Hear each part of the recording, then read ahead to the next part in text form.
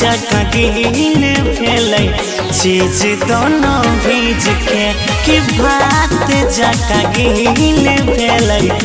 दोनों चीज भीज के मन छटपट करे छे।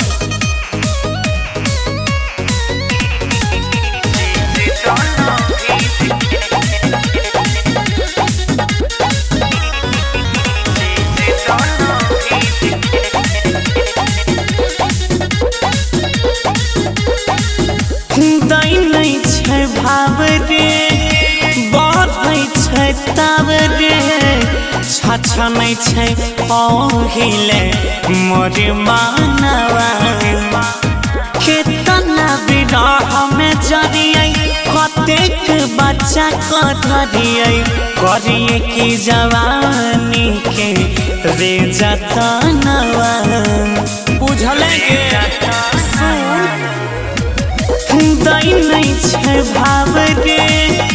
बढ़ै छै तब रे छछनै छै पहिले मोर मानवा केतना विरह में जरियै कतेक बच्चा को धरियै करिए की जवानी के रे जतनवा लागै रही जैतै भीतर में सीझ के कि भात जगह गील भेलै चीज दोनों भीज के कि भात जगह गील भेलै दोनों चीज भीज के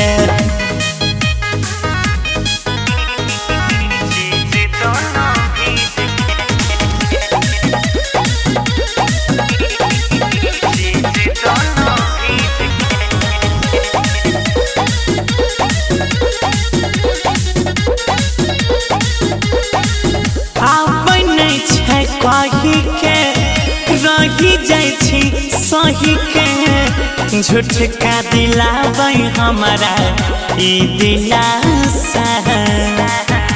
मल्लिक राकेश जी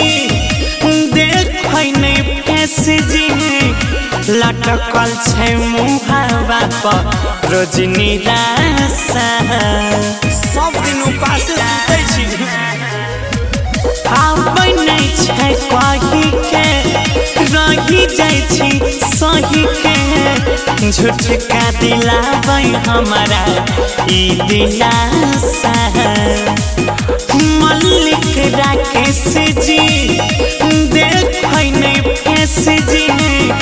लटकल छै मुहावा पर रोज निराशा नै के गौरव रख देतै धान सब गीज के कि भात जगह गील भेलै चीज दोनों भीज के कि भात जगह गील भेलै दोनों चीज भीज के।